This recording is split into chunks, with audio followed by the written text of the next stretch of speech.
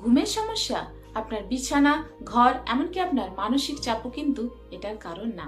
এর কারণ হলো আপনার অবচেতন মনে আটকে থাকা কিছু অশান্ত অনুভূতি।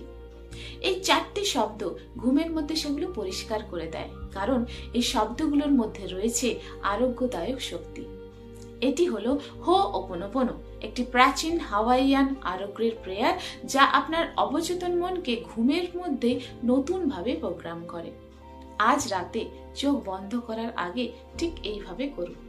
বিছানায় আরাম করে শুয়ে চোখ বন্ধ করুন, হার্টের কাছে হাত রেখে বলুন, আমি দুঃখিত, আমাকে ক্ষমা করো, ধন্যবাদ, আমি তোমাকে ভালোবাসি। আপনি দুঃখিত কারণ আপনি নিজেকে, আপনার শরীরকে, এমনকি যাদের কষ্ট দিয়েছেন তাদের কাছে ক্ষমা চাইছেন। এমনকি যদি নাও জানেন কার জন্য বা কিসের জন্য, শুধু মন থেকে বলুন।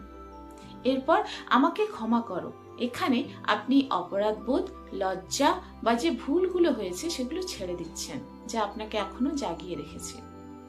এরপর বলছি ধন্যবাদ। ধন্যবাদ শিক্ষার জন্য, বৃদ্ধির জন্য আর এই আরোগ্যের মুহূর্তটার জন্য, কারণ কৃতজ্ঞতা সবকিছু বদলে দেয়। আর লাস্ট বলছি আমি তোমাকে ভালোবাসি।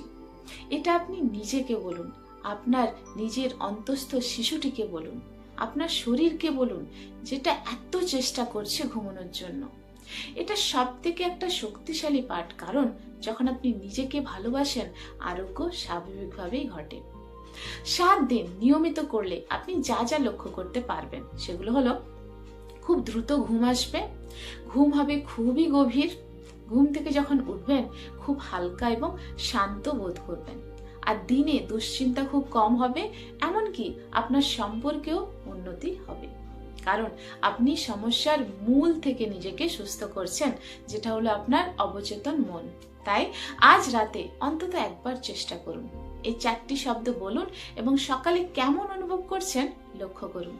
আমাকে ফলো করুন আর নিচে স্লিপ লিখে কমেন্ট করুন। ধন্যবাদ।